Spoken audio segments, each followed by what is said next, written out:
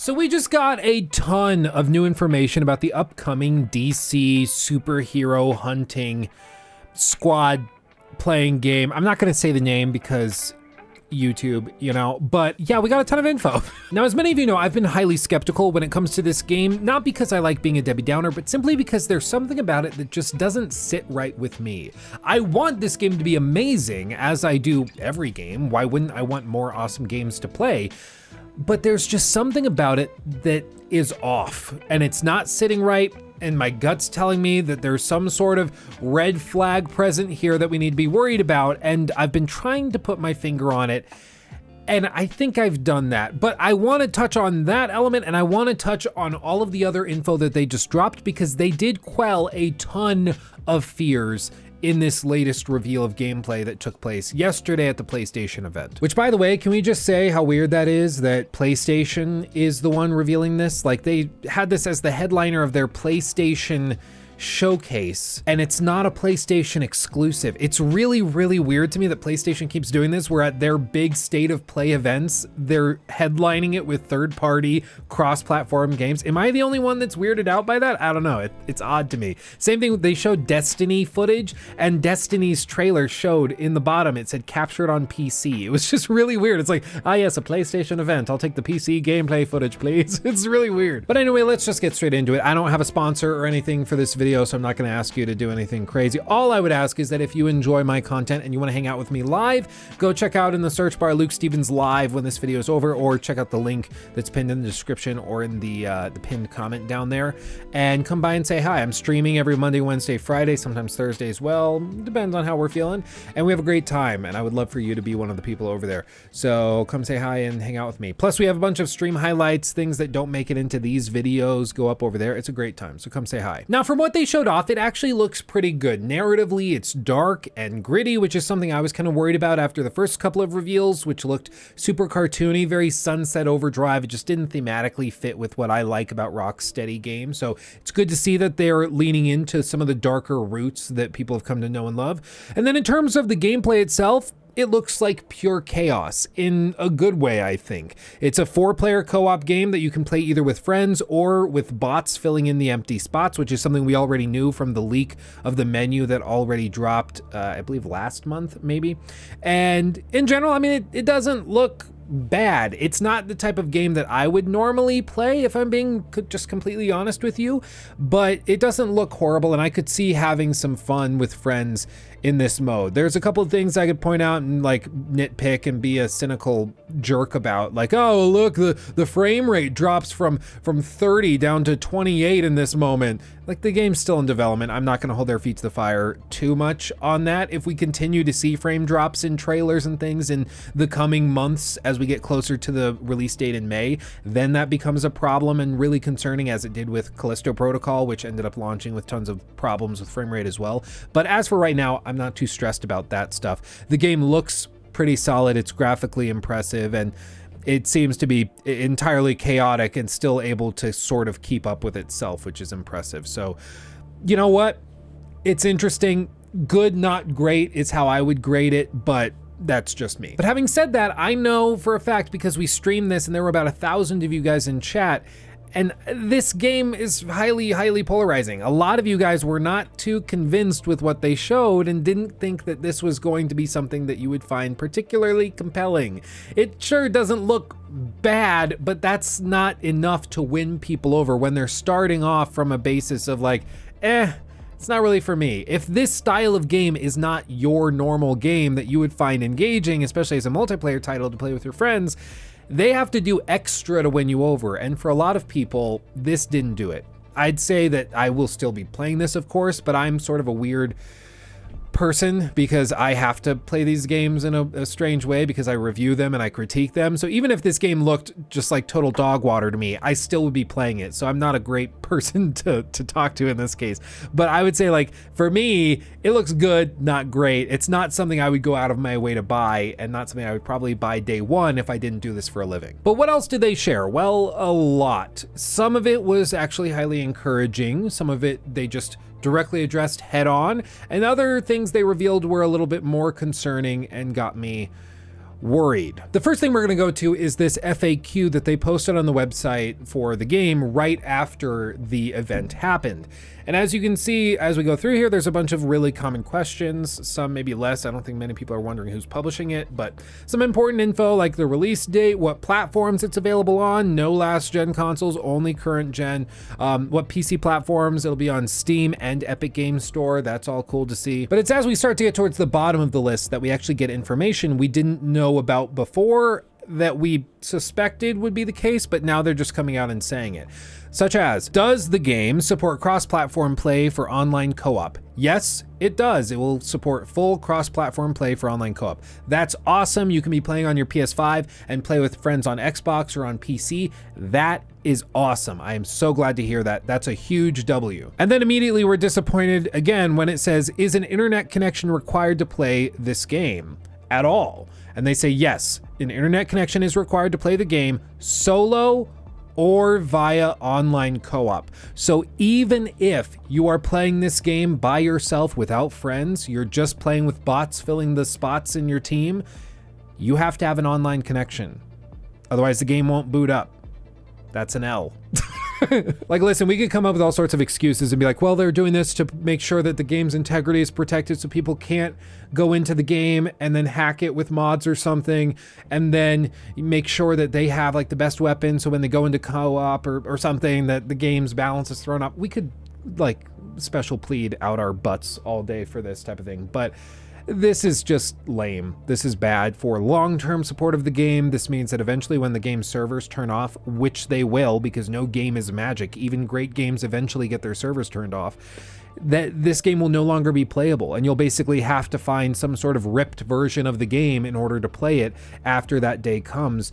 I'm sure in a long time, but when it eventually comes, this game will just be lost to history, at least as far as viable means are concerned. Maybe they'll go back and like retroactively remove the always online component, but then you have to ask if they could just do that. Why aren't they doing that to begin with? It just sucks. And let's be real, this is probably being done so that they can make sure, one, it's harder to pirate the game, and two, so that they can make sure that you always are being presented with the most up-to-date version of the shop and in-game currency items, the latest expansions, you get advertisements for that on the home screen, all that stuff. We know what they're doing, and this just frankly is lame. But to balance it out, there is some more good news. No, a PlayStation Plus subscription or Xbox Live Gold membership will not be required to play the game solo on PS5 or Xbox. However, PlayStation Plus and Xbox Live will be required to play the game via online co-op. The good news about this is that you don't need the membership to just play solo without multiplayer or anything, because it's seemingly just pinging some sort of server somewhere to make sure it's in connection. So it doesn't require, I guess, the always online component of Xbox Live Gold or PlayStation Plus. So I guess that's a perk. But if you want to play with friends, you'll need those memberships. They also touched on some information regarding post-launch content. They're going to expand the story with new missions, earnable characters, also that will be available at no cost. This is something they touched on during the presentation where they said that there would be new characters available after launch. And my immediate thought was like, okay, they're going to do that as like an expansion. It's going to be $40 per character. They are saying here that it will be available at no cost. Maybe this is like lawyery language where they're going to say, yeah, it's available at no cost, but you can also pay $20 for it if you don't want to grind. But I would take this, the plain reading of this is that it will be available at no cost to the player, not to players who don't want to pay a cost, but to the player. I think that's the fair, reasonable reading of this text right here. And so I would assume from this that they will not be charging for the extra characters, but who knows, maybe they'll change their mind. Either way, it's interesting to see that this is a game that they already are planning to support after launch with new story missions and new playable characters. As far as we understand it right now, there are only 4 playable characters, and it's the ones that we've already seen. But they're saying that there will be extras added later. Honestly, I wouldn't be surprised if we get moments during this game where we get to play as various characters that we haven't seen yet or that we didn't anticipate being able to play. I would not put that past them as like a cool narrative moment in the game. And here, credit where credit is due, they're going to address the Battle Pass question head on. Last month, if you recall, when the menu screen leaked and everybody found out that this was going to have a Battle Pass, people kind of started losing their minds, and Warner Brothers went in and started copyright striking everybody who made a video showing that screenshot, and even people who just talked about it. I made 2 TikToks where I talked about it and didn't show it at all, and those were copyright struck, which is like clearly an abuse of the copyright system. That is not how it's supposed to work on any of these platforms, but they know, like, what are you going to do? Are you going to sue us? Are you going to try to take us to court over this? Small TikTok, come at me, bro. They know you're not going to, because that's a waste of money for you, but for their billions that they have throwing towards legal causes and things, it doesn't matter to them. So it's just generally really, really slimy and scummy. But setting that aside, they did address it here in this FAQ, where they say, to the question, will the game have a battle pass? They say, yes, it will have a post-launch cosmetic-only battle pass system to earn new outfits, emotes, and other items to customize playable characters. Each battle pass will have free tiers available at no cost to all of the game's players, along with premium tiers that will be available via online in-game purchase. All Battle Pass items will be cosmetic and will not affect gameplay in any way. And this is just about as clear as you could be. However, they do leave sort of a small out, I think. Because when I read this, I see, okay, all Battle Pass items will be cosmetic and will not affect gameplay in any way. If I'm trying to be like super hypercritical, I could say, okay, well, this doesn't say all purchasable items will be a cosmetic only. It just says all Battle Pass items. So there might be items available for purchase that do affect gameplay in a way. But again, the plain reading of this would make you believe that you won't be able to buy anything that will affect gameplay. It's just cosmetic. So that's what I'm willing to go with, because I think that's what they're trying to communicate here. Maybe they are just being really careful with their language, and they'll come out and you'll be able to buy like high-level guns and things when we actually see the game come out. But I would take this as communicating to the player that you will not be able to buy stuff that affects gameplay. And that's buttressed by this second question, will the game have in-game purchases? And they say it will have cosmetic items available for optional in-game purchase that can be used to customize playable characters. So again, cosmetic items. Each cosmetic-only Battle Pass will have also premium tiers that will be available via optional in-game purchase. All in-game purchases will be completely optional and will not affect gameplay in any way. So as far as I can tell through all of this, they are saying, yes, we have these purchasable microtransactions, but they are just cosmetic. They just change the look of the character, and that is it. No gameplay perks, nothing. And this is really good to hear, because when we were streaming this and they started talking about how they could customize weapons and that there were different tiers of weapons from different makers that could do different things, I immediately got concerned that this would be prime time for them to introduce purchasable weapons, which you could buy with upgraded stats or from a better maker or in a different tier like legendary to make sure that it performed better. But they are coming out clearly here and saying, nope, that's not what we're doing. Everything that's available for purchase is going to be cosmetic only, and that's it. And once again, they double down on it. No, the game will not have loot boxes, period, which is awesome. And they showed a bunch of other stuff too. They showed customizable vehicles, which I'm not entirely sure what that means, if I'm being honest. I mean, the only thing I can think of the vehicles being used for would be in the open world exploration that they touched on. As you can see here, as described by Warner Brothers Games, the game will be an open world game, which they haven't really touched on in the leaked screenshot that they showed. It looked as though you load into individual missions. You don't actually just go from a place in the open world to a new place in the open world. It's sort of queued up in missions like you did in Marvel's Avengers, which is a video game that a ton of people have been bringing up as an example and comparable to this one for maybe a fair reason, maybe it's unfair. However, they haven't really touched on the open world element and what that looks like. They say it's open world in their media and marketing items, but they haven't really shown that, so I'm curious as to how that works. They've also touched on a ton of interesting narrative beats, like I said, cosmetic customization, weapon customization, and stuff that generally looks like it's pretty well implemented, even if it's not your particular thing. I know some people are kind of disappointed that this is a 4-player co-op game and everything really just boils down to what weapons you customize, and that's kind of it. It doesn't really matter which character you play, so long as you have a good enough weapon it's not going to matter a ton. There's a difference in terms of broad move sets and navigation and things like that, but in terms of the core combat, it seems to be mostly tied up in which guns you're using, which sort of defeats the purpose of having different characters, but who knows, maybe it's just from what we've seen, it doesn't look like each character is as unique as they actually are. It could just be that we haven't seen enough. But I'm going to be completely honest with you. That's sort of the commitment I've made with you guys. I don't consider much of what I've seen to this point to be Rocksteady quality, if I'm being real. Like, it looks fine. Really, the comparison a lot of people have made to this game is that this looks like the game that Gotham Knights wanted to be, or that it looks like Gotham Knights with a bigger budget. And honestly, I think that's kind of fair. But the reason Gotham Knights floundered wasn't just because of the technical issues. There were a lot of technical issues. But as I said in my critique, there are a ton of issues with that game on a foundational structural level. And those issues are potentially here as well. The question really has to be asked as to who really wants this style of game. Because when I look in my chat when we're streaming, when I look in the comment section of these videos, I don't see an overwhelming number of people that are super thrilled about this always online 4-player co-op with microtransactions and stuff out the ass. People just aren't really overwhelmingly excited for it. I'm sure it'll still sell millions of copies because it's a superhero game being sold in 2023.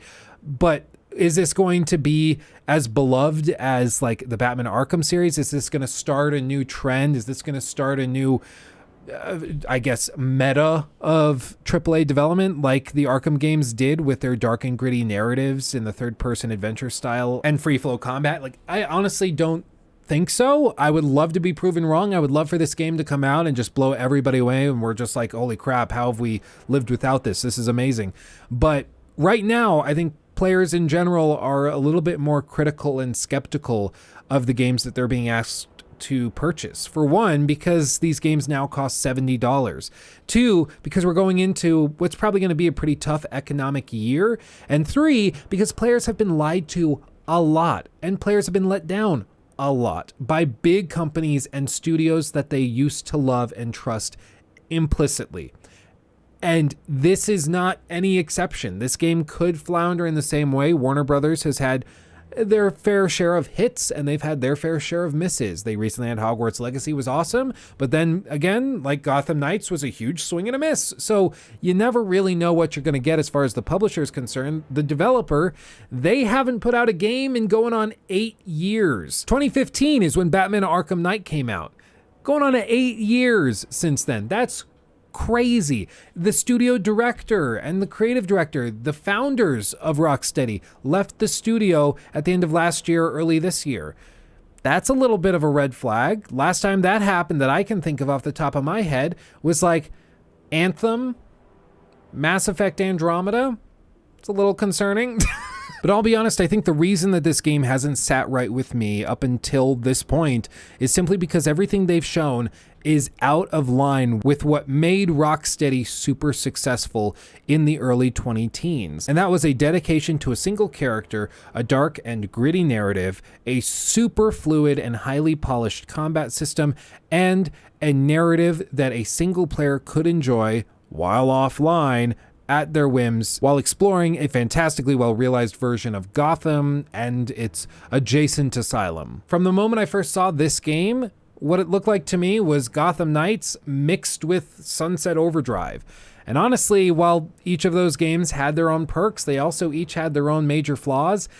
And neither of those games I consider to be something that I'm super stoked on. Neither of them are games that I played and I was like, I want more of that. Like Sunset Overdrive was fun. It was kind of cool. Gotham Knights, I had many fewer nice things to say, but you know what? It had some interesting ideas and it ran, I guess, sort of sometimes. But neither of those games had me begging for more. And so to see this new game from what is a highly qualified studio and a fantastic team of devs, to see that take inspiration seemingly from those two games and many others, I'm sure, worries me. Now, they did show some things, like I said, in the last half of the presentation that seemed much more interesting, showing off the weapon customization, the different characters that will support you in your quest, hearing that it's an open world, so presumably there might be some exploration and adventure elements put in here with the Rocksteady flair that we all know and love. That starts to win me over. I start to get, oh, maybe I could actually get into this. But the fact that they've settled on showing almost exclusively to this point combat sequences which are focused on the co-op sort of mad dash of bullet craziness and these sort of goofy cutscenes that are like Marvel adjacent in how they approach it. I just don't find that very compelling, if I'm being real. And it just seems strange to me that if there's other stuff in this game that could win me over, it seems odd that they are choosing to double down on advertising some of the most lackluster elements or some of the most uninteresting elements, the elements that people are so iffy on. Like, if the gaming industry and community is not sold on what you're showing them, why double down on it if there's more to show that could win them over to your game? It doesn't really make a lot of sense to me, and it makes me wonder if there actually is something more on the side to be shown. As I've said before, being skeptical is not about being a cynical prick that's just shooting stuff down, being a Debbie Downer. Being skeptical simply means not being convinced of claims until there is adequate and sufficient evidence for those claims. In this case, they're trying to convince you to accept that the game is good and to pre-order it, to buy it, to spend your $70 on it, to get your friends to buy it so they can play it with you. And frankly, I'm not convinced at this point. I'm still skeptical of everything they've shown, and I'm not convinced that they've met their burden of proof.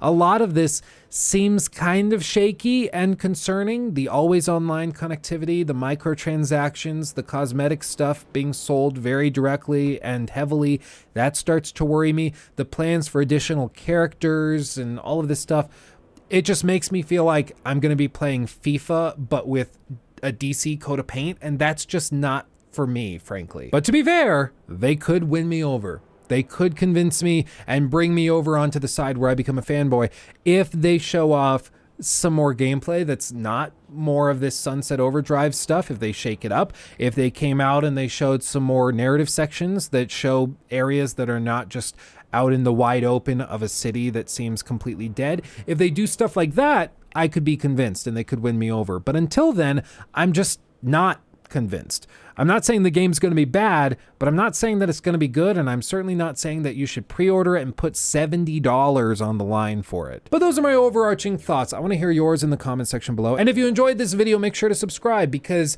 I will always just tell you what I think, even when it might mean that studios and publishers don't want to talk to me anymore because I'm too hard on them, even though they're asking you to spend $70. As you guys know, I've been pretty critical of a lot of different publishers, and as a result, sometimes they don't send review codes, sometimes they pretend that my messages get lost in the inbox, and you know what? I can't really blame them for that. I'm not going to throw them any bones because I don't think you should throw them any bones either.